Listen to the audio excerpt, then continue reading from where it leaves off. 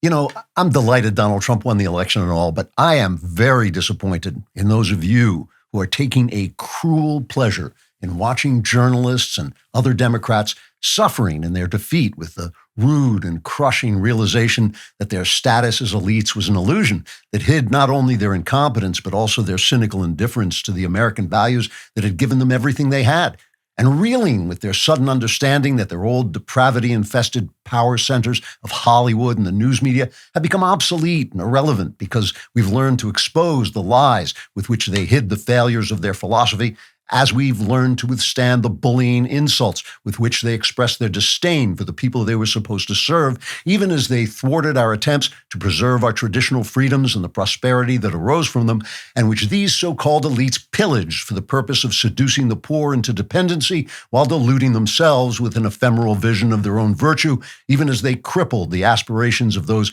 self-reliant all-Americans who strove to better themselves and their families through their own hard work and responsible behavior, only to find their children corrupted by the filth-drenched perverts who had infiltrated their schools, and to have their religious and patriotic values undermined by sniggering academics who swathed themselves in spurious credentials and self-respect while teaching a specious political and social theology that has immiserated decent men and women wherever it has appeared. This is not the time to mock them as they squeal in anguish right there on our television screens, which for so long they've monopolized in order to have their second-rate comedians deride the wisdom we inherited from our noble forefathers, while the unimpeded powerful metaphorically ground their ideological jackboots into our faces by censoring our beliefs as misinformation, arresting our leaders for invented crimes, and using the power of the tax code and legal system to try to terrorize us into silence. This is not the moment to laugh with delight or even chuckle with suppressed joy, or dance around in circles with our hands hilariously waving about in the air as we sing the Hokey Pokey or Hava Nagila or some other celebratory tune more suited to a wedding or a birth, or really any festivity in which normal citizens gather to revel in the sheer joy of living, just because a motley collection of privileged, power-hungry, self-satisfied, and incompetent human abominations who mistake their advanced degrees for common sense and their swaggering arrogance for moral superiority have finally been handed the swift kick in the asses they have so richly earned with their persistent corruption, debauchery, and wickedness. No, my friends. Remember the biblical virtues, which led the living incarnation of holy forgiveness and love to stand in the temple of his people before the leaders of his time and say only this: we're going to win so much. We're going to win at every level. Hallelujah. Hallelujah. We're going to win economically. We're going to win with the economy. We're going to win with military. We're going to win with healthcare and for our veterans. We're going to win with every single facet. Zippity-doo-dah, zippity-yay. My, oh my. What a wonderful day. We're going to win so much, you may even get tired of winning. Yay! You'll say, please, please, it's too much winning. We can't take it anymore. I feel pretty, oh so pretty. I feel pretty and witty and gay. We have to keep winning. We have to win more. We're going to win more.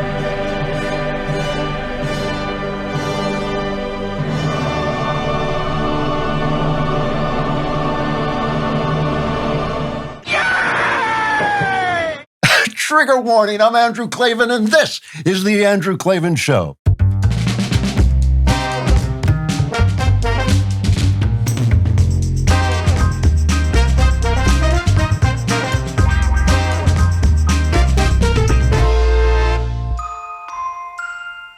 All right, we're back laughing our way through the Star-Spangled Banner. What a great week. So why not spend the weekend watching the left squirm a little more? Matt Walsh's Am I Racist?, the #1 documentary of the decade, is streaming exclusively on DailyWire Plus. If you're not a member yet, head to dailywire.com/subscribe and use code Trump for 47% off your new annual membership. Just a great, great victory, and I have stuff to say about it you have not heard yet that I think will make you even happier about it than you are right now. Just a great job, and a congratulations to President-elect Trump, all the other politicians who won, Senator Cruz, especially great job to Harmy Dillon and all the other lawyers and poll workers who shored up the damage that was done to the system during the pandemic. and great job to the Daily Wire. I love this place. I got to tell you, I mean it. I'm truly proud to be here with Ben and Jeremy and Walsh. It almost makes up for the shame of working with, Knowles was absolutely terrific too. And it was just a pleasure to talk to Dennis Prager and Jordan Peterson, great guys, Megyn Kelly. Jordan had the funniest line of the night when he told Ben, "You're terrifying when you're happy. Truer words have never been spoken." Leave a comment wherever you're watching the show, leave a comment. And if the comment is absolutely morally reprehensible, disgusting, racist, sexist, any other some phobia, you can throw in some phobias, good phobias. We will read it on the show. Our comment today is from Volsunger Rearison, I guess is pronounced. It says, "Wait, Andrew has a new book. Why didn't he tell anyone?" I forgot. You're absolutely right. I don't know how I forgot. The new book is called A Woman Underground. People are just loving this book. I hope you will go out and buy it. Now that the election is over, now that your mind is ready for beauty and the arts, please go out and get A Woman Underground at Amazon. See if we can push it back up the list and maybe put it on one of the bestseller lists. Would be absolutely great. And you will like the book. Let's get to today's episode. Our flag is still there. So, listen, I've been telling you for weeks that my feeling was that Trump would win a bigger victory than anybody said. And I said I thought he'd win both the electoral and popular vote and that it might be over on the night, on the Tuesday night. I went into Wednesday morning, but still. And I said there might be sporadic violence, but not much. And all of those things turned out to be the case. And I want to talk about why that feeling was right, because that's the important thing. It's not because I'm wise. It's not because I'm so smart. That's a kind of a big lie of the commentary business that people think like, oh, I got it right, so I must be a really smart guy. I must be a really smart observer. I read the numbers right and all this. It's a big lie of the political commentary business that if someone gets the future right, that speaks to his being wise. I am wise, but that's not why. I'm wise because I love things of greater value more than I love things of lesser value, and I live in that love even when there are temptations and aggravations that try to drive me away. That's why I'm wise. And if you do that, you will be wise. And I want to warn you, by the way, you don't get anything for being wise. You only get joy and peace. You don't get any more money, and you sure as hell don't get any more friends. You get fewer friends. Younger people still won't listen to you because they're not wise, and they're not supposed to be wise, so that's all right. But you will have peace and joy, which is a beautiful, beautiful thing. But you're not wise for guessing the future because no one knows what the future is at any given moment. So the next time you're going to be wrong. That's why all these pollsters who get elevated because they got one election right or even two elections right, they shouldn't elevate them, and you shouldn't trust them too much because they can still get it wrong because no one knows the future. But since I was right, my feeling about what would happen was right because it wasn't just a vibe. It was a guess based on my cultural observations. And that suggests that my cultural observations were accurate. And if that's true, and it is because my cultural observations are always accurate, this is a much, much, much bigger victory than it seems. Because a political victory only lasts for a couple of hours. I mean, we'll be back in the fight momentarily, and there'll be aggravations, and there'll be struggles, there'll be losses, there'll be wins.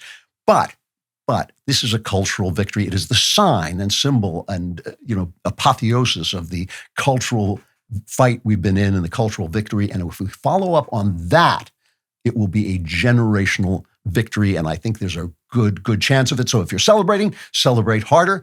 Because in ways we do not even fully understand and won't understand for years, the day is ours. You know what the radical left doesn't want you to have? A good night's sleep. They want you tossing, turning, worried about the latest crisis they've manufactured. But here's the thing. We need to be well-rested to fight the good fight.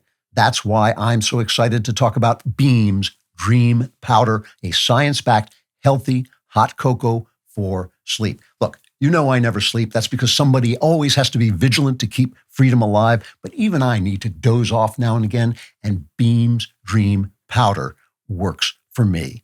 It's been a game changer. Other sleep aids can cause next-day grogginess, but Dream contains a powerful all-natural blend of reishi, magnesium L-theanine, apigenin, and melatonin to help you fall asleep, stay asleep, and wake up refreshed. And it tastes great. It really does. I personally love the sea salt caramel flavor. I only have to say it from my mouth to water. Only 15 calories, 0 sugar. It's like having dessert before bed, but it's actually good for you. Just mix it with hot water or milk, and you're ready for some serious rest. There's never been a better time to finally try Dream. Shop their cyber sale and get up to 50% off when you visit shopbeam.com/Klavan. You've been hearing me rave about Dream. This is your chance to finally try it for the lowest price of the year. So head over to shopbeam.com/Klavan for up to 50% off. That's shopbeam.com/Klavan for up to 50% off. I know what you're thinking. You're thinking, I can spell Beam. How do you spell Klavan?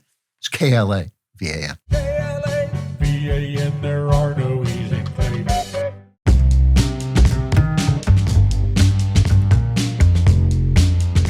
Chapter 1, but first, a word from our Schadenfreude. Now, this is a broad cultural victory and the sign of a greater victory than I think we can see, but it's also a political victory, which means we beat our opponents. Now, in a sporting event, you have to be magnanimous when you beat your opponent. There's no reason not to be. They're both trying to do the same thing, and you won today, and they may win another time. And even in politics, I think you should be magnanimous, but not so magnanimous that you can't enjoy the suffering of the insufferable. And I want to take a moment here, just between us, to indulge our lower instincts and watch our opponents writhing in anguish as they so richly deserve. I'm not going to go on and play these individuals doing this performative misery on TikTok or wherever, looking in their phones and crying because of all this stuff. I want to take a look at the powerful people, because the things that they say, the things that they complain about, are actually important. They're actually telling us something about what they hate and what we love and what the victory consists of. So let's start with the commentariat. And these are just samples, but I picked them because they represent comments I heard elsewhere as I was going through I was kind of, glancing through, surfing the commentary. And these are representative comments. We'll start with Morning Joe. Here's Mika Brzezinski talking about a text she got from a congressman that really got to the point of everything. This is cut 2.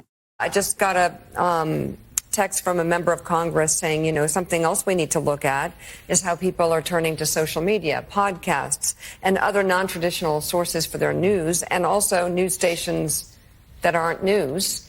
And I canvassed in all of the battlegrounds. I was shocked by the amount of misinformation voters were truly repeating back to me. Truly shocked. I do believe this is what caused the collapse of the Democrats nationwide. You cannot win when people believe lies. I'm sorry. No!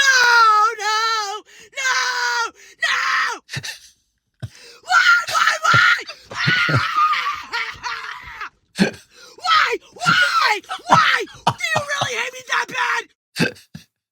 Well, we may throw in a couple of those performative screams because it's hard to tell. It's hard to tell the difference. They kind of blend in with one another. So what Mika and the congressman are complaining about is they have lost the cultural dominance that got them here and kept them in place, and they don't. And they think the voice of the people must be silenced. And if you replace the word lies with opinions we disagree with, that they're absolutely right. That is what cost them everything. That is what caused the collapse, as she said. And they will try to silence us. And it may be a fight. It may be a real scrabbling, clawing, biting fight, but we're going to win. I'm telling you, we're going to win. It might be hard. Even if we had lost the election, we would win. They would try it, but we would win.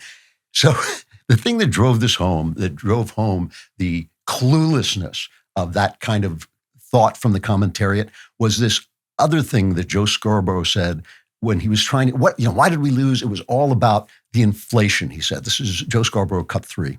A few weeks ago, 3 weeks ago, somebody who was going to be voting for Kamala Harris came up to me and said, "Oh my God, Trump's going to win." I go, "Why is that?" He goes, I went to the grocery store, butter's over $3. I kind of laughed and I said, well, that's kind of reductive, isn't it? Said it to myself. To him, I smiled and I said, good point. Mm-hmm. But it actually, everything we're hearing after the election is, I'm just saying, is the 7. What's that? The $7. What's that? Butter is $7? Yeah. What? Is it framed in gold? I can't believe this country did this again. Why did I let myself have hope?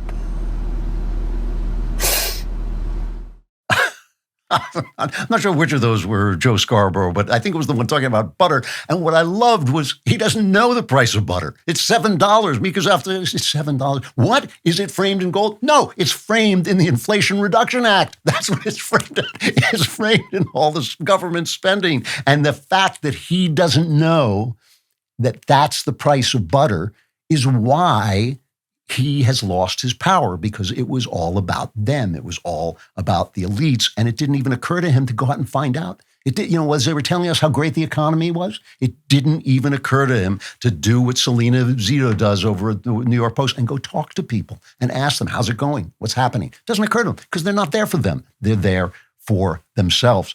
Now, here's The View. I always love The View. They all came in dressed in black. I thought that may have been just because they're witches, but they were all in black mourning, and here was their take on what had to be done. This cut 4. Teach children tolerance. Teach them to think critically. Well, it would help if we could regulate social media, because one of the biggest offenders is D.C. and Congress have not been able to do one thing in regard to the rogue corporations of social media. It's not going to get any better with Elon Musk now in the administration.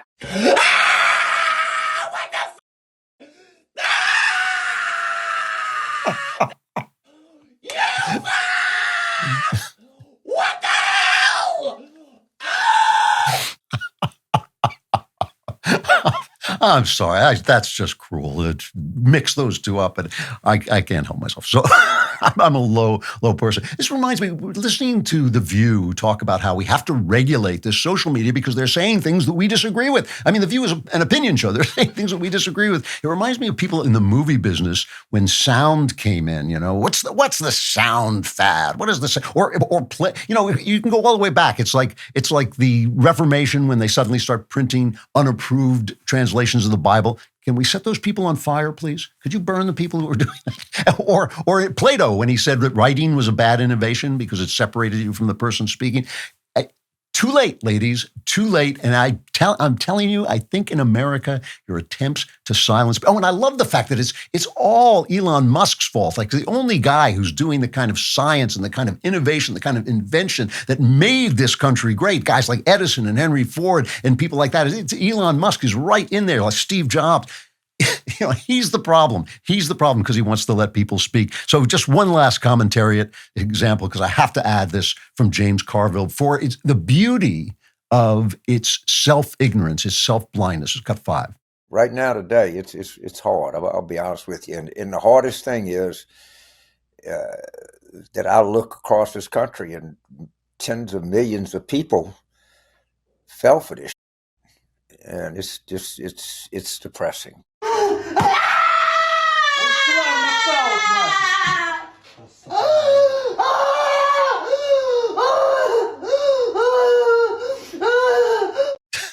I'm not sure where Carville ended and that one began, but there's a little bit of a blending there, I think.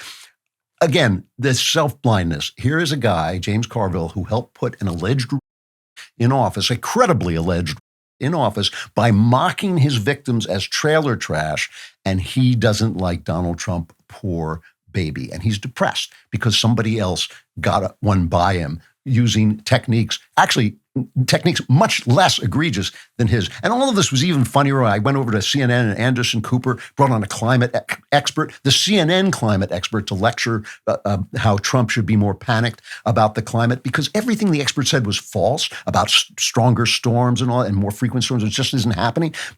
So the thing that's funny about that is not that he shouldn't be on CNN expressing his opinion. It's he's their expert. They have an expert who's going to tell you the truth, and he's not telling you the truth. And there's no one there to say, oh, the facts actually are against that. And that is, in fact, the whole problem with not just the news media for its effect on us, but the news media for its effect on them. They literally do not know. There are two sides to every story, and they've got the wrong one on top of that. I just have to add to this Nicole Hannah-Jones, who I think is just a terrible, terrible person. She blames this whole thing on anti-blackness. The woman is strangling on race hate. This is the author of the 1619 Project. She's being taught in schools. That, I believe, is going to come to an end. We cannot allow the schools to keep doing this. And when, Joy Behar or whoever it was said, we've got to teach the children to be tolerant. That's not what you guys are teaching them. And I hope we can assemble the school system and put it back together. All right, so those are the commentaries, then a couple of polls. Here's AOC, which I just think is wonderful, cut 6.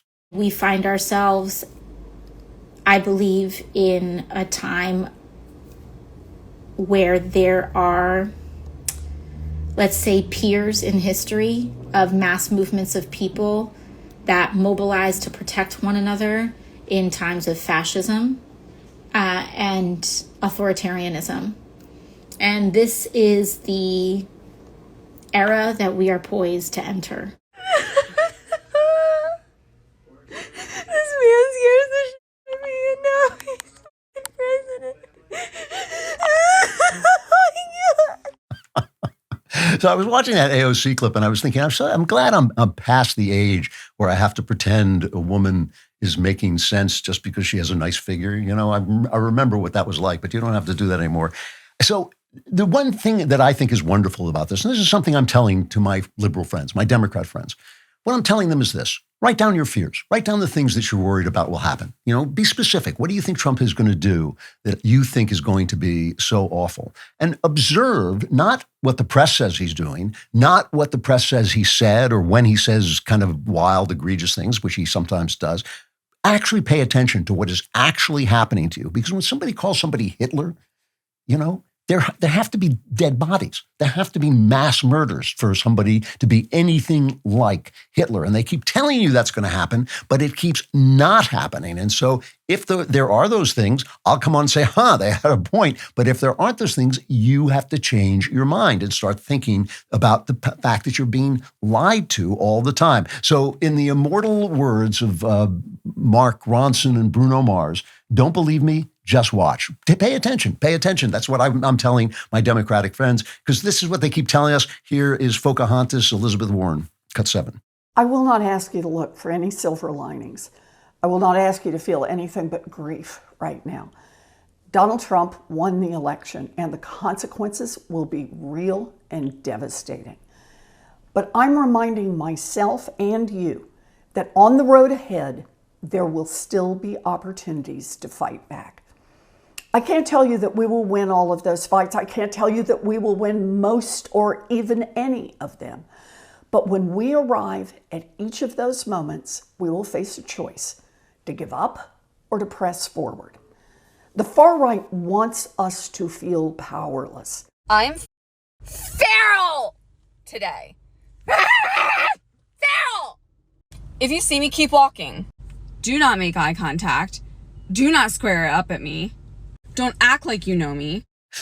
That's, one of those was Elizabeth Warren. I'm not sure which, but you know, she says we want them to feel powerless, and that's really not true. We want them to be powerless. It's much different. And when you talk about the way they fight, this is another thing I wish my Democrat friends would pay attention to. The way they fight has been disgusting, you know, and now listen to what's happening. NBC is reporting that the Justice Department is evaluating how to wind down the 2 federal criminal cases against President-elect Donald Trump before he takes office, to comply with longstanding department policy that a sitting president can't be prosecuted. There's some talk Judge Juan Merchan from New York may toss that absurd conviction in the charge Trump with something or other, and here's a stripper case. I have no idea what they convicted him of, but it was something, and that may go by the boards.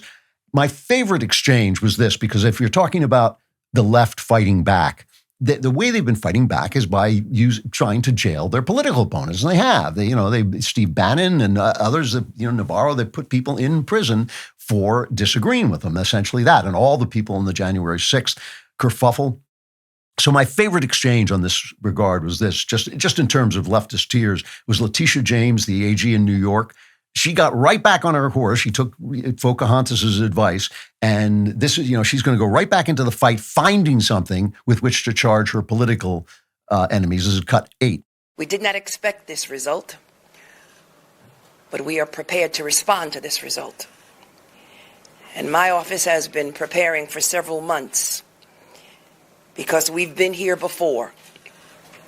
We faced this challenge before. And we use the rule of law to fight back. And we are prepared to fight back once again. That's not the rule of law, going out and finding something to charge. But my favorite thing about this was the response from Trump's lawyer, Mike Davis, who could wind up being the new AG. I kind of doubt it, but he might. And this was his response to that. This is cut 17. Let me just say this to Big Tish James, the New York Attorney General. I dare you to try to continue your lawfare against President Trump and his second term, because listen here, sweetheart, we're not messing around this time.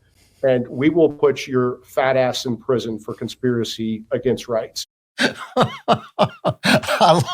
I'm sorry. I love it, And I'm going to be honest. I don't want vengeance. I don't want vengeance. I don't even want justice. I don't want complete justice. We just watched a political party get creamed because they followed what they wanted instead of the needs of the people. And, which is bringing down prices and ending wars that we shouldn't be in. And, you can always convince yourself that your sense of justice and your sense of anger is the same as the will of the people, but they're just not. I know it would be satisfying to put a lot of people in jail, but I don't think that's what's going to happen. I think with malice toward none, charity toward all, we need to bring down the apparatus which they've been oppressing us. And I believe Trump is going to do that, but I'll get back to that. And finally, as celebrities, I just want to do one celebrity, Stephen Colbert, and this is important because of what he says. This is how he opened his show after the election, cut 9.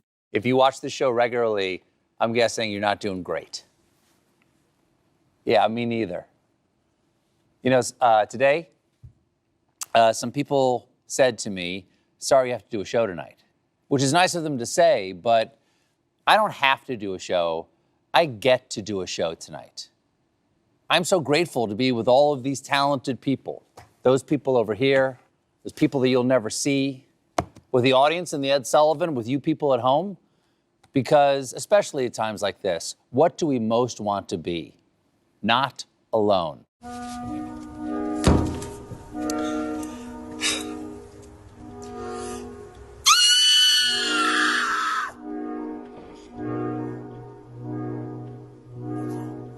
Stephen Colbert. So he says, we don't want to be alone. But he, CBS, NBC, ABC have left one half of the country alone. And the logic of that just escapes me. Those are the public airwaves, and yet they have populated them with comedians who only make jokes about us. They only ridicule us. And that is the opposite of what those guys are for. Now, I'm not against the comedian who has a side. I'm not against Stephen Colbert having a stand-up show that he does where he attacks only conservatives.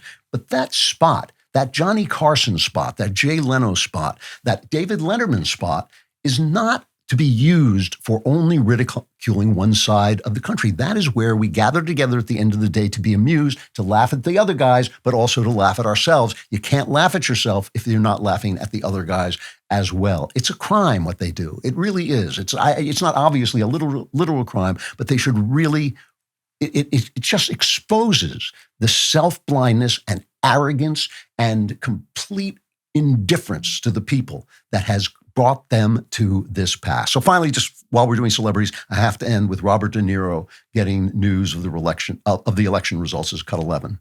Trump won, and we couldn't do nothing about it. And that's it.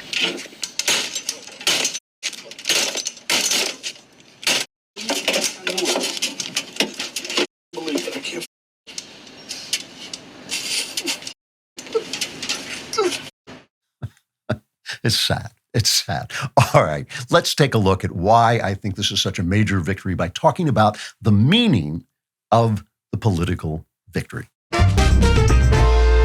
Going online unprotected is like leaving your door unlocked when you leave your house. Maybe you trust some of your neighbors, but what about that creepy guy down the block? What about delivery drivers and random strangers? Do you trust all of them? With ExpressVPN, you can stay safe online without having to trust any random strangers. Think about this. Every time you connect to public Wi-Fi at your local coffee shop, airport, or hotel, you're essentially broadcasting your private data to anyone who wants to take it. And here's the truly frightening part. It doesn't take a sophisticated hacker or a genius to steal your information. With just some basic equipment, anyone can intercept your passwords, banking details, and personal data.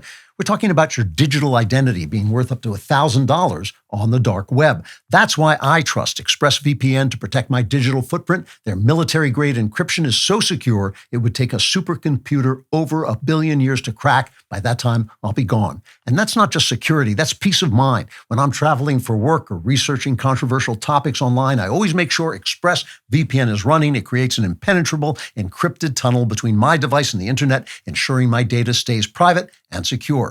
The best part is it's incredibly simple to use. Just open the app, click one button, and you're protected. Even I can do it. It works on all your devices, phones, laptops, tablets, everything. There's a reason ExpressVPN is rated #1 by CNET and The Verge. In a world where digital privacy is increasingly scarce, it's become as essential as having a lock on your front door. Secure your online data today by visiting expressvpn.com/Klavan. That's expressvpn.com/Klavan. And you can get an extra 3 months free. expressvpn.com/ how do you spell it? Klavan. No E's in Klavan. I just make it look this easy. There are no E's in Klavan.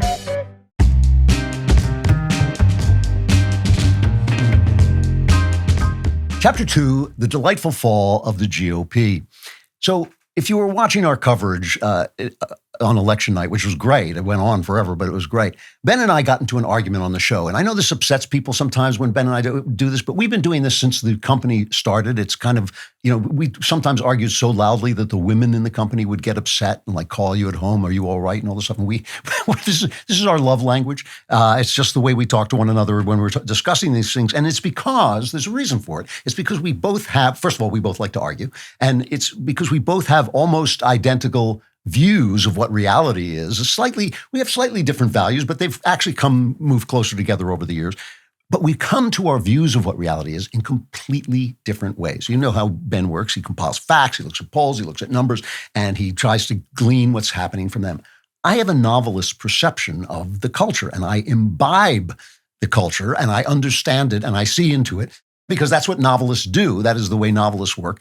And I can learn as much from reading novels and watching TV as he can find out from reading numbers and polls and looking at policy and things like that. And I think it looks like necromancy to him. He doesn't really, it's kind of startling when I turn out to be right often, which if you go back and look at backstages and see what I say is about to happen, like at a debate or something like that, it's kind of been amazing. It's all from kind of cultural observation.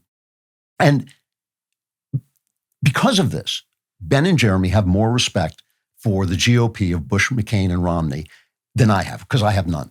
And I have respect for the people. I like the people. And some of the policies were fine. And I supported the better policies. Ben is always saying, well, you supported this at the time. I support the better policy over the worse. You only get two choices. It's always a binary choice. So I support the better one at the time. And sometimes I'm wrong. And sometimes time reveals that my choice was not good, even though it was still the better one. But for me, what we're fighting for is the social imaginary. This is a phrase I only recently learned because it comes from Jean-Paul Sartre, a philosopher I despise.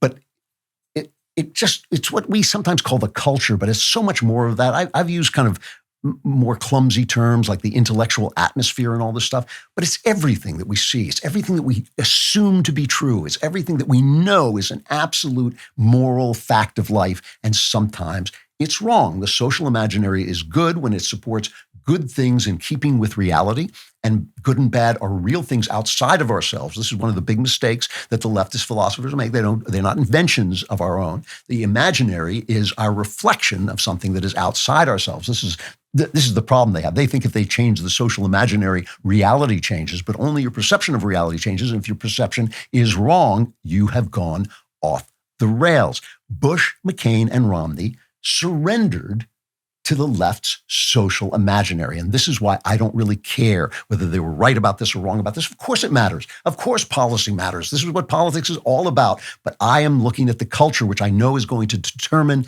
the future. It's going to determine the future 20 years from now. It's going to be the reason why a guy like Barack Obama gets elected when he's obviously wrong, because because he knew how to embody the social imaginary. That was the only reason why. And even after his policies had failed, even after people had shown they hated his policies by voting every other Democrat in the country out of office, they still reelected him because he embodied the social imaginary of the good. And to me, it is everything. And this is why I opened my mouth and destroyed my Hollywood career, because if you lose the social imaginary, it doesn't matter what elections you win. And the social imaginary determines what you think. It determines how you think about it. It determines how you discuss it, the words you feel you can use. It determines the Overton window. And Bush apologized for being, both Bushes apologized for being a Reagan-like conservative. The first George Bush by saying he was going to be a kinder, gentler conservative, and the Bush W saying he was going to have compassionate conservatism. And, when we were arguing about this, Ben said, well, that's just affect. No, it's not. It is actually determinate. It shows you where you are in the social imaginary and what you are doing to it, which in this case was accepting it. McCain pandered to the New York Times, which is the author of the leftist social. Mitt Romney stood down rather than running over Obama because he was paralyzed by the social imaginary. And that's why I was the first person at the Daily Wire to support Trump, because I understood earlier than other people that the social imaginary had become a prison for people like us, and we couldn't beat it with policy. We couldn't beat it with votes. We couldn't beat it with tax cuts. We had to beat it by breaking down the walls, and Trump had the boldness to break the prison walls and the sheer courage to take the consequences. And if you don't fight back against that, I'm telling you, the tax cuts, elections, and policy, none of it matters. The policy victories you win can be huge, or huge, as we say. But if you surrender the social imaginary, everything is gone. And, obviously all these things are intertangled. It's not like policy becomes irrelevant. It's not like polls are irrelevant. It's simply a different way of understanding the world. And it's an important way because it moves everything in the future. And conservatives are bad about talking about it because they're always in a panic about the next election. I'm not a political person. I said, this is not a political thing. It's a cultural thing. And it's not about making more movies like Star Wars or whatever. It's not about this movie or that. It's about whether you can think and believe and say what you see with your own eyes and what you know with your heart to be the truth, instead of what they are telling you is true and what they believe to be the truth. And The View and Morning Joe and CNN, they want to censor us because we've taken away from them the monopoly on the imagination. That is what they're fighting for. They don't know it, but I know it, and I'm telling you, now you know it. It's the imagination. And, we are winning. And this election shows that we are winning that fight. And, conservatives always like to be afraid. They enjoy being afraid and saying, if we do this, it won't matter because they'll do that. Well, yes, that's always going to go on. But how do I know that we're winning? How do I know that this is going to be in the future?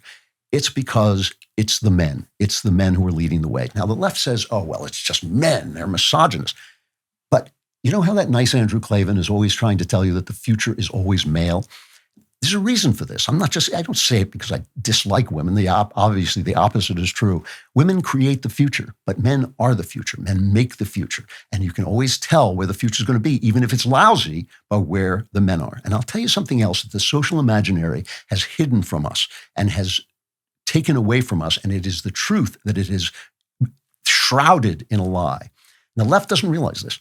Men and women are one flesh. They are meant to be one flesh. That's why that Kamala ad in which the wives lied to their husband about who they voted for, that's why that was so offensive, because it said that their politics, their vote, their power, their social imaginary was more important than the reality that social imaginary is supposed to reflect, that men and women are one flesh. We are not enemies. We're not here to abuse. The men are not here. This is why I'm always at Andrew Tate, and why I get so annoyed when people write to me and say, hey, he says some good things. Andrew Tate says no good things, 0% good things from Andrew Tate. We are not here to abuse our women. We're not here to use their traits in order to dominate and control them or pimp them or hurt them or make it so their selves are just a shadow of what they should be. Men and women are not enemies, and we are not friends. We are husbands and wives. We are one flesh that makes a new world. And that's the very core of every society. You know that ad, every kiss begins with K? Well, every myth begins with Mr. and Mythos. It begins with Adam and Eve. It begins with the first woman and the first man, bone of my bone, flesh of my flesh. And that's what society is or should be based on. And so men are seeing a new imaginary. They recognize it faster because they are more in tune with the future than women generally are, because women have more important things to do than what men are doing. They saw that the new imaginary from Trump was in keeping with reality, the reality that was already in their heart, that they had been beaten into being afraid of saying. He said it for them. That makes, because it's in keeping with reality and with moral reality, that new imaginary is benevolent, and women will follow. Women will follow, not because they're handmaids, but because we are one flesh, and men have a talent for doing this. They go to the next big thing. When movies become irrelevant, women start directing movies. Men are already playing video games. When video games are taken over by women, you will know that men are somewhere else, and that is where the next thing is going to be. It's their job. It's the men's job to lead the way, but we're one flesh. We don't drag the women after us. We go together because we are one flesh. We have all these sayings on the right. We've got to take back the culture, and politics is downstream from culture. And, the old ones like from the poet Shelley, Poets of the Unacknowledged, Legislators of the World, from James Joyce, the author, forges the uncreated conscience of the race. And it's true, a political movement that does not support the arts will die, but the way all of us live are part of that. I'm an artist. I want to leave a vision that remains when I'm gone. But that's what being a parent is too. That's what being a mom is too. It's creating the future. And the social imaginary is how that happens in the bigger society. The old GOP was swept away because they conceded to the left, and they needed to be swept away. And Bush and McCain and Romney, again, not bad people, not necessarily all their ideas or policies were bad, but they screwed that part up. And on that, everything else depends. And what's kind of sweet that Ben and Jeremy don't notice this is because they're so much a part of it. Their brilliance in building this company and succeeding at breaking through all the things that came against us is just a part of what is happening. The last text I got on election night was from my wife, who I had sent somewhere else because I was afraid there might be some violence, and I didn't want to leave her alone while there was violence while I was in Nashville. And she sent me this text that said, Donald Trump has been reelected and you helped, and now I'm going to sleep, she said. And when she says that I helped, my wife kind of likes me, and she thinks that I'm the only person who works at the Daily Wire. But I think she meant all the people. And I'm thrilled to have been a part of this. But this is a victory. We have taken a piece of the high ground. Is the fight over? It'll never be over. But this is a big, big victory. And when you win the social imaginary, you win the future. A few years back, members of the world's sinister elite met at the Sinister Annual World Economic Forum in Sinister Davos, Switzerland, and launched the Sinister Great Reset Initiative. The Great Reset sounds ominous because it is. But what exactly is their plan, and what does it mean for America? In short, they aim to transform the world economy. Founder and director of the forum, Klaus Schwab, even wrote, "We need a great reset of capitalism." If successful, their plan would destroy our American way of life.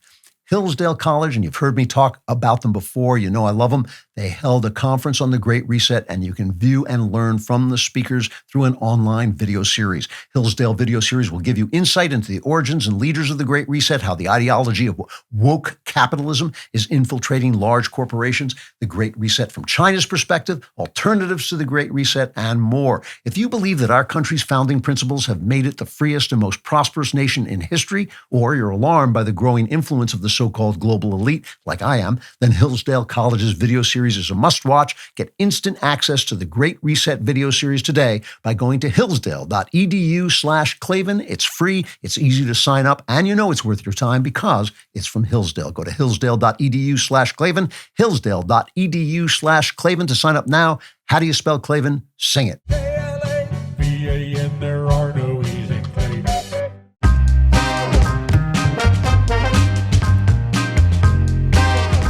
Chapter 3, Cometh the Man, and that's from the old British expression, cometh the hour, cometh the man, and Trump is obviously the man of the hour and came in our hour of need, and that is a wonderful sign for us that maybe God has forgiven us for some of the things that we've done, and we certainly need forgiveness for some of the things we've done, especially the murdered babies. But I want to tell you, here's the prediction I'm going to make, based on my the same kinds of observations that made me call the election correctly. I think this administration is going to be great. I mean, just absolutely great. And Obviously, no one knows events, so there could be a nuclear war, and then I would have to say, oh, well, I didn't know the future, so, but all things considered, the signs from this moment are that it's going to be fantastic. Part of the advantage that Trump has a lot of advantages that because he lost the last election, however you think he lost it, he skipped COVID. COVID's over. Because he skipped the last election, he has had time to learn and think about what he does, which is something Trump does. He has an absolute genius for looking at problems and solving them through common sense. And he has, I think, a kind of instinctive thing, too. And one of the reasons Trump is the man of the hour, because he, too, is kind of a performer and an artist of sorts. And he sees things and he kind of figures out how to put them together, kind of like a guy who can solve a Rubik's Cube. But he also has this kind of good fortune that the problem we have is structural. The left has done so much structural damage to this country because I think there should be a left, or at least a Democrat Party. I think we should fight back and forth and argue and compromise. I think that's part of being an American. I don't think it's all on one side. I have my beliefs, and I think they're right. I think the country would be better if we only followed my beliefs and my policies. But still, we live in a big country with lots of people, and I think there should be a left. It's just we have a bad left. We have a dishonest, Marxist, lying, stupid, misguided left. And because we have let them in power so long, and because the social imaginary has caused us to be weak in our arguments and caused people like Mitt Romney and the Bushes and McCain to accede to their structure, that what needs to be fixed are the structures. And Trump has apparently set himself that project. Here he is talking about the reforms, some of the reforms he's looking forward to. This is cut 18. Here's my plan to dismantle the deep state and reclaim our democracy from Washington corruption once and for all, and corruption it is. First, I will immediately reissue my 2020 executive order restoring the president's authority to remove rogue bureaucrats, and I will wield that power very aggressively. Second, we will clean out all of the corrupt actors in our national security and intelligence apparatus, and there are plenty of them. The departments and agencies that have been weaponized will be completely overhauled, so that faceless bureaucrats will never again be able to target and persecute conservatives, Christians, or the left's political enemies, which they're doing now at a level that nobody can believe even possible. It's just amazing. It's just amazing that people the liberals who used to fear the CIA and the FBI have mobilized them. This is a lot of Obama's doing, but still it is happening and it needs to be cleaned up. And if Trump can do it, he will be, if he only does that, if he only does that, he will have done a monumental thing. If he's talking about, he goes on in that clip, he goes on about talking about moving agencies around, cutting agencies down, moving them out of D.C. so that they're in contact with real Americans and all this. And, he remembers that, he neglected to toss Comey out of office when he should have, and Comey went on a vendetta against him. And then by the time he actually fired him, they were appointing special counsels to investigate him. I do not think he's going to let that happen again. I don't think he's going to have an AG who stands down when they come after him. I think he's not going to make those kinds of mistakes again, and that's good. And he's going to push back on the social nonsense, which is a product. I mean, if transgenderism is not the perfect example of the social imaginary and their control of it, I don't know what is. For every single century of human existence, there have been men and women. Every story about mankind's beginning begins with a man and a woman. They are both people that we need to build societies because they have babies, but also because they represent the yin and the yang of life. That too is a representative, symbolic of something that is real in the spiritual world. We think it's all within us. We think femininity is just in women and masculinity is just in men. But no, it is a reflection of something that is actually in the spiritual universe that isn't totally real. And when we live by it, we're happy. And when we don't, we're sad. And here is what Trump said about gender confusion. It's cut 19. The left-wing gender insanity being pushed on our children is an act of child abuse. Very simple. Here's my plan to stop the chemical, physical, and emotional mutilation of our youth.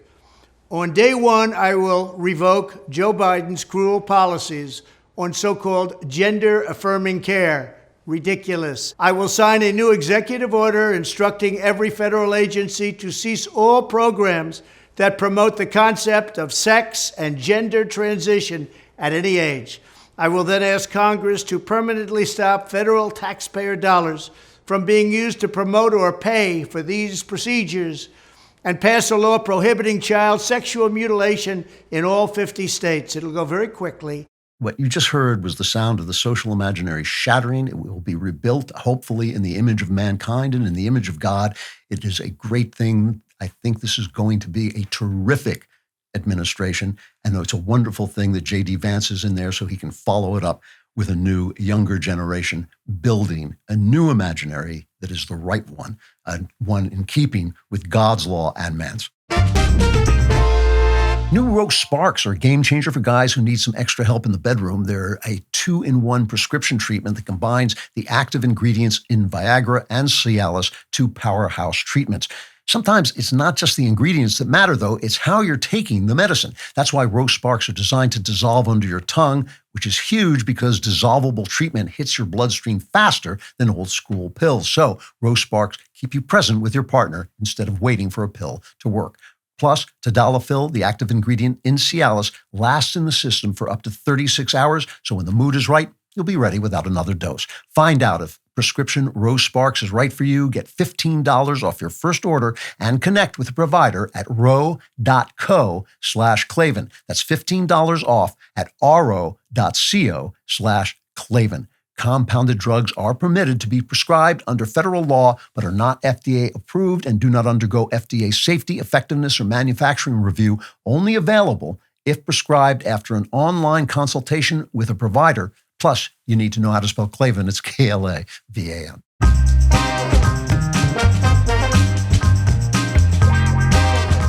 Final chapter, what now?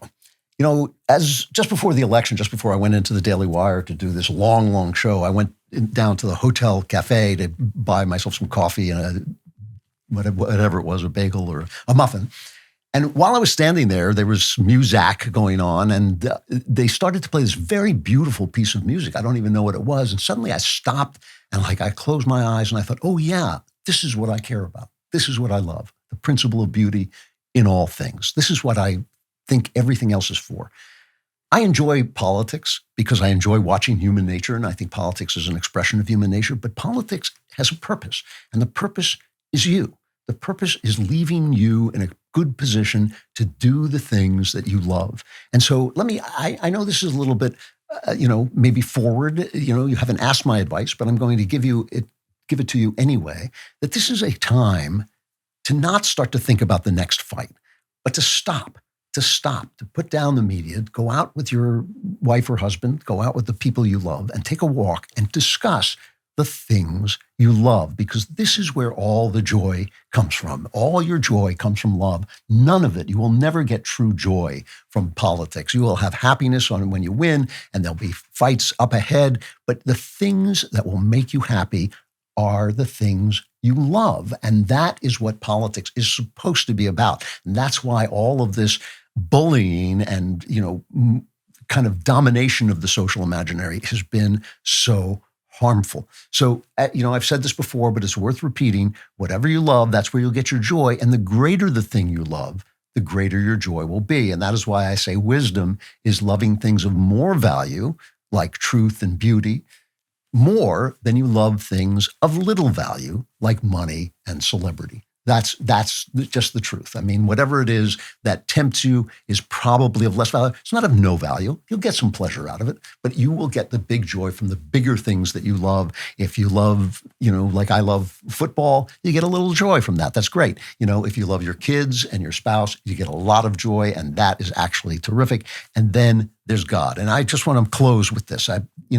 We talked a lot about God on the show, the Election Day show, and there was a lot of talk that God had protected Donald Trump from a bullet, and God had written a comeback narrative, and God had given our nation a chance to redeem itself and get past its sin, especially the sin of abortion. And all of that, I think, is true because all outcomes come from God. But the thing is, before the outcome arrives, you have no idea what it's going to be. Not only does God make his own plans, and his ways are not our ways, but he also lets us fight him. He lets us beat him in a fight. And Ben had a hilarious line about God wants Trump to be president, but Trump is fighting back.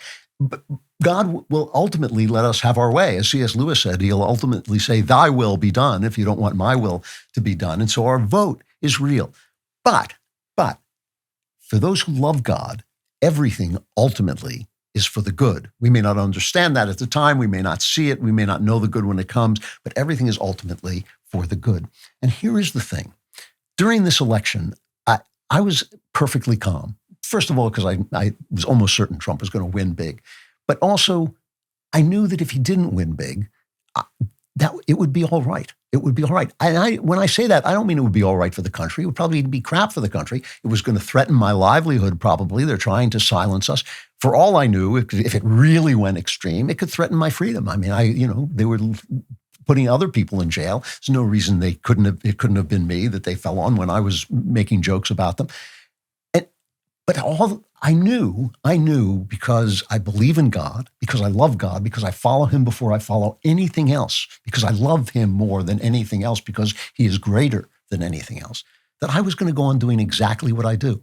I was going to go on speaking the truth and writing the truth as beautifully as I know how to do it. And I know I would do that if my livelihood was threatened, because I did it when my livelihood was virtually stripped away. And if I lost my freedom, I think that would probably kill me at this age, but still I would go on doing it until I died. And that gave me peace. And I just want to say this to those people who struggle with faith and struggle with belief.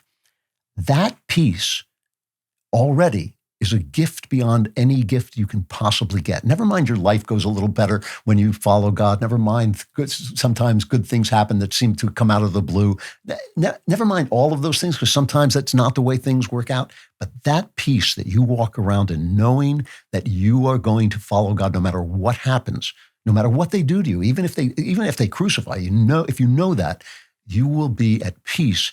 And also, when the good things happen, the gratitude is a gift from God, because you can't be grateful if you've got no one to be grateful to. And this is one of the reasons that faith in and of itself is, first of all, counted as righteousness, but faith is also a gift in itself, because you get this gift back.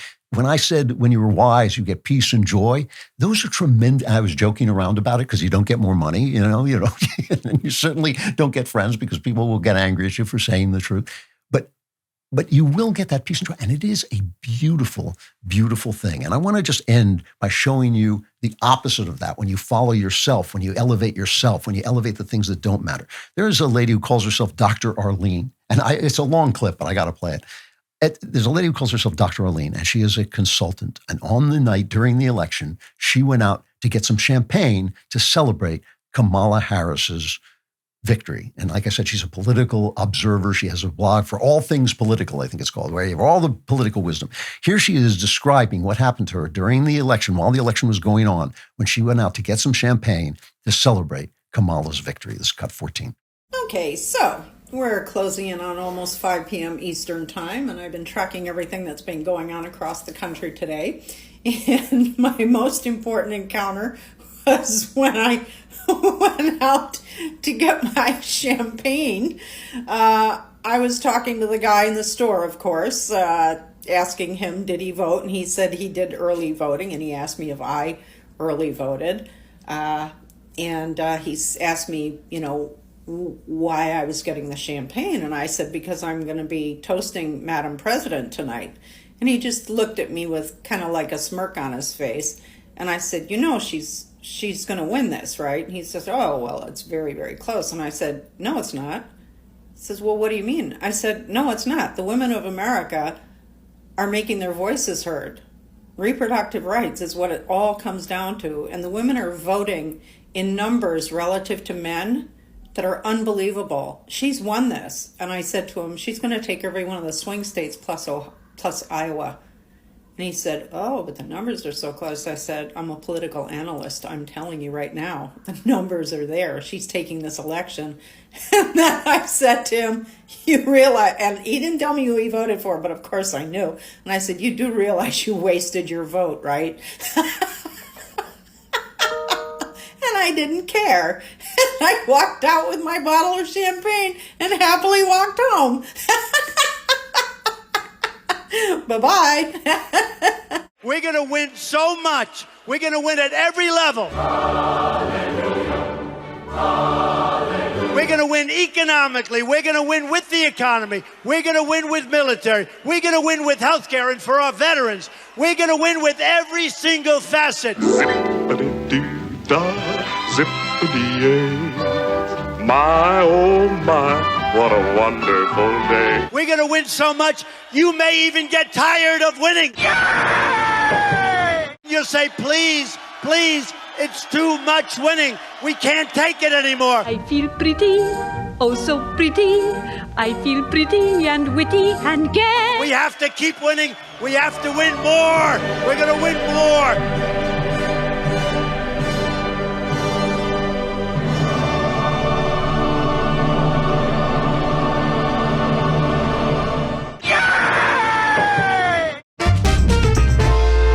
Just when the left and the first DEI presidential candidate thought their week couldn't get any worse, the weekend is here and Am I Racist is streaming exclusively on DailyWire Plus. Did you hear that? It's important. The only way you can catch Matt Walsh in the box office smash comedy and now the #1 documentary of the decade is with a DailyWire Plus membership. If you're not a member yet, we've got you covered. Go to dailywire.com/subscribe and use code Trump for 47% off new annual memberships. I should mention that new annual membership includes a Leftist Tears tumbler to drink from while watching Am I Racist? We've got everything except the popcorn. Don't wait. Watch Am I Racist this weekend only on DailyWire Plus. Go to dailywire.com/subscribe and use code Trump for 47% off new annual memberships. All right, Klavan Klapbacks.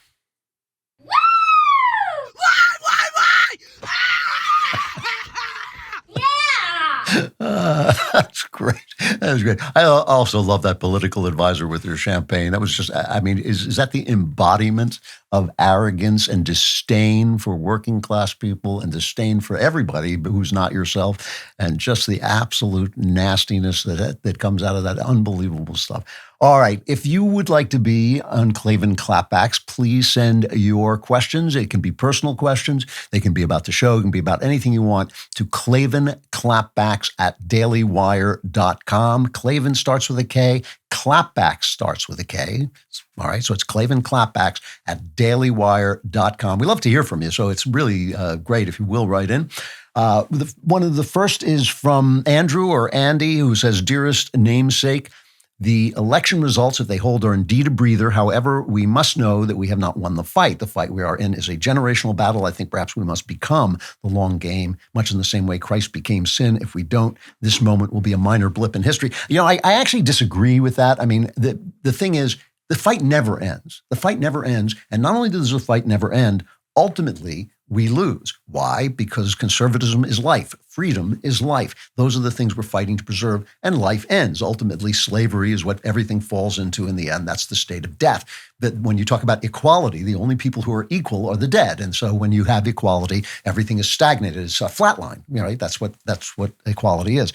So I used to tease Ben about this. I used to say that he was pessimistic, and I said that's like being a doctor who tells his patient, "Well, I'm sorry to tell you this, but you only have a certain amount of time to live." And the guy says, "Well, how long?" And 50 or 60 years, And I think the thing is, the question that what conservatives are just like doctors. They're trying to keep you alive, keep the nation alive, keep the nation free. Eventually, we lose. But this is not that day. And so you shouldn't have this attitude that I've got to embody the fight. No, the fight is there to help you do the other things, the things that you love, the things that give you peace of mind, the things that give you joy. And so if you're so obsessed with the fight that you never stop thinking about it, and look, when an election is coming up and an election is this important is as important as this one was, it's hard not to get wrapped up in it. I got wrapped up in it. I was getting sick of it by the time it was over. I was ready to stop talking about it, but I knew it was the only thing anybody wanted to talk about. So it was really, consuming, but you can't then go and just say, all right, back to the fight, unless that's your profession, unless that's your joy. If your joy is fighting the political fight, great. But if it's not, remember what you're doing it for. That's why I think people should stop in a moment like this and say, okay, now what is it that I love? Because what I love is creation, beauty, the arts. That's what I love. And I don't want to be on X all the time, finding out what the latest thing that leftist bastard said. That's not the life I want to lead. I want to lead the life of appreciating the things that people before me have left behind, that people who are beauty creators are creating now. Those are the things that give me joy. I want to be with my wife who gives me joy and my kids and grandkids. Those are the things that matter to me. And if you're not doing that, then there's no reason to fight. So constantly reminding, the fight is always, but fighting it all the time is not something, for me, is not a way that you can live.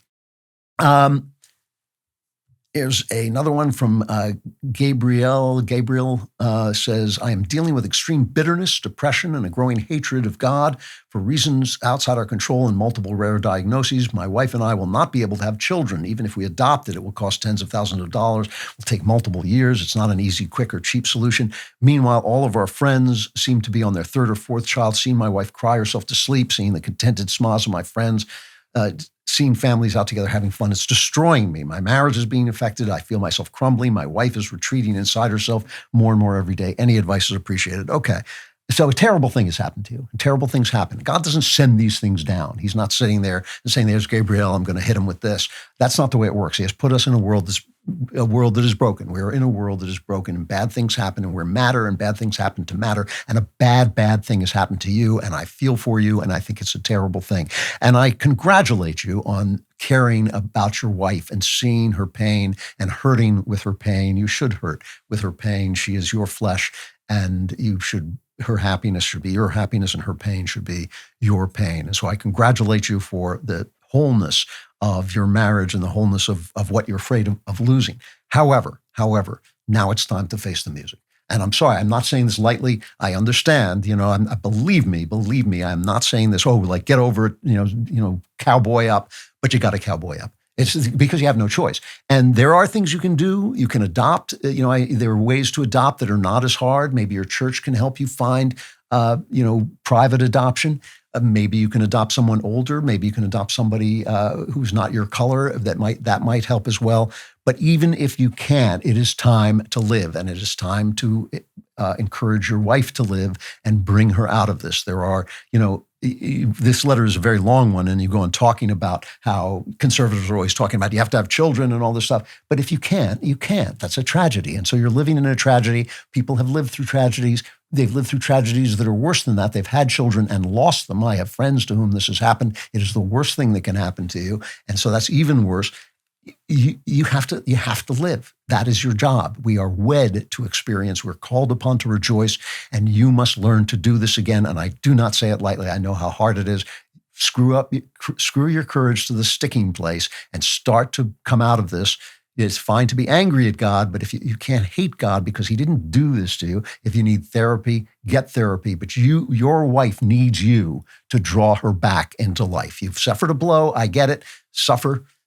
And then find out, ask yourself what God wants you to make of your suffering. What does God want you to make of your suffering? Surely not this.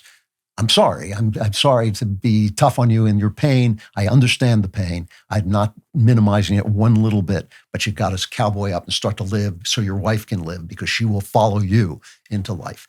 All right, I got to stop there, except we're going into member block. So there's still so much joy to have before you are plunged into a Klavanless eternity as black as anything can possibly be. That's why you should become a member today. If you haven't done that yet, fare thee well. And I'm sorry, but for the rest of you, come on over to member block.